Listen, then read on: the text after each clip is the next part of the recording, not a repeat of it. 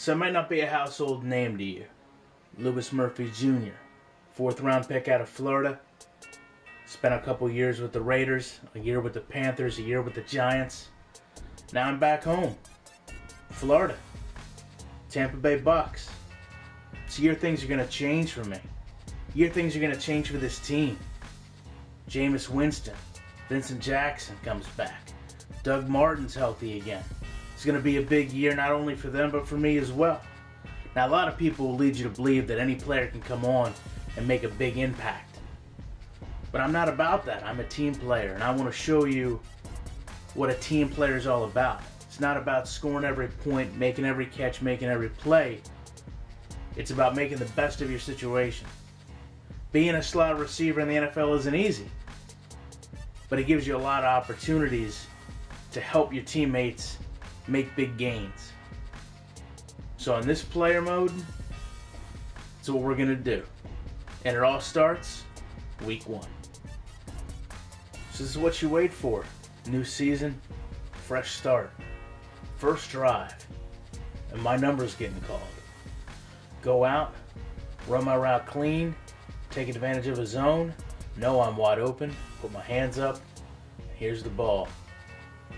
And maybe it's the nerves, maybe it's the rain, but the first thing I do is drop it.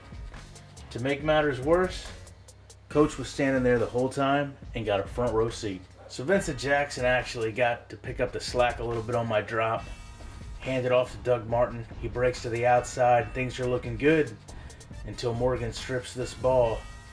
And then all of a sudden, this is when things start to lose composure for a football team.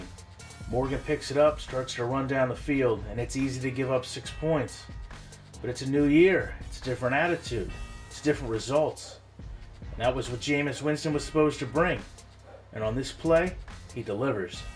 Comes down, puts the big hit on Morgan, forces the fumble, picks it up himself. We retain possession, keep moving down the field. So our drive stalls early in the second after the fumble recovery. It's 3rd down, and even though I had the drop before, the ball comes back to me. Now Jameis is a good quarterback, but he's not a veteran. He doesn't understand that sometimes you can't lead a receiver into trouble. So the ball comes in, and I decide I've got to make a play. Go up and try to stab it out of the air, but I'm just surrounded by too many defenders. I come in and basically just get smashed into the ground. Safeties, linebackers, everybody gets a piece. Now it's frustrating to let your teammates down, but it's just demoralizing to sit there and watch the other team take advantage of it and put points on the board knowing you made critical mistakes on the drive. Now coach can tell you whatever they want.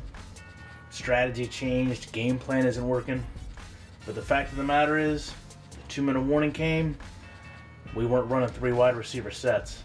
So I had to stand on the sideline, watch Doug Martin break this 73-yard run and not even be on the field. It's a difficult situation to not be out there earning your keep, getting the respect of your teammates and regaining the trust of your coaches. But it sure is nice to see points go on the board and tie the game up. So at halftime, Lovey gave us a pretty good speech. Told us it was all about playing our position, playing our part, and being a team. So when I came out, even though it wasn't a pass play, I knew I had to put something on film that was going to be good.